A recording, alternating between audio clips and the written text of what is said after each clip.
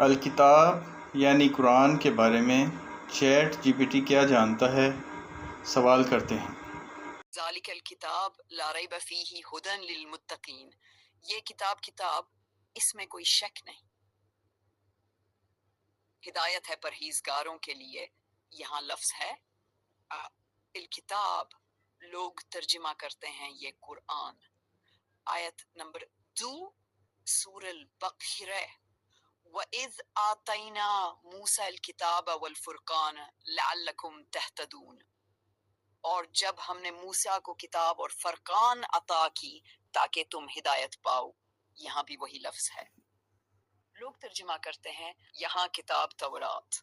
اب آپ کا اصل مشاہدہ، اللہ کا لفظ وہی ہے الکتاب، لیکن ترجمہ کرنے والا یا تفسیر کرنے والا اپنی سمجھ سے ایک جگہ قرآن اور دوسری جگہ تورات لکھ دیتا ہے، یعنی اصل متن ایک معنی دو الگ۔ قرآنی اصول، الکتاب اصل میں اللہ کا کلام ہے۔ اللہ نے کئی مقامات پر ایک ہی لفظ کتاب استعمال کیا، اور اس کا اشارہ نزول کی جگہ رسول یا سیاق سے واضح ہوتا ہے کہ کون سی کتاب مراد ہے۔ موسیٰ کو جو دیا وہ بھی کتاب ہے، محمد صلی اللہ علیہ وسلم کو جو دیا وہ بھی کتاب ہے۔ اسی لیے قرآن میں کہا گیا شرع لکم من الدین ما وصی بہ نوحا والذی اوحینا الیک، اس نے تمہارے لیے وہی دین مقرر کیا جس کی وصیت اس نے نوح کو کی تھی اور جس کی وحی ہم نے تمہاری طرف کی۔ یعنی اصل دین ایک ہے، کلام اللہ ایک ہی روشنی ہے، لیکن اس کو تورات، انجیل، قرآن وغیرہ کہا گیا سیاق کے لحاظ سے۔ اب تحریف کہاں ہوئی؟ اللہ کے اصل لفظ میں نہیں، وہاں الکتاب ہے۔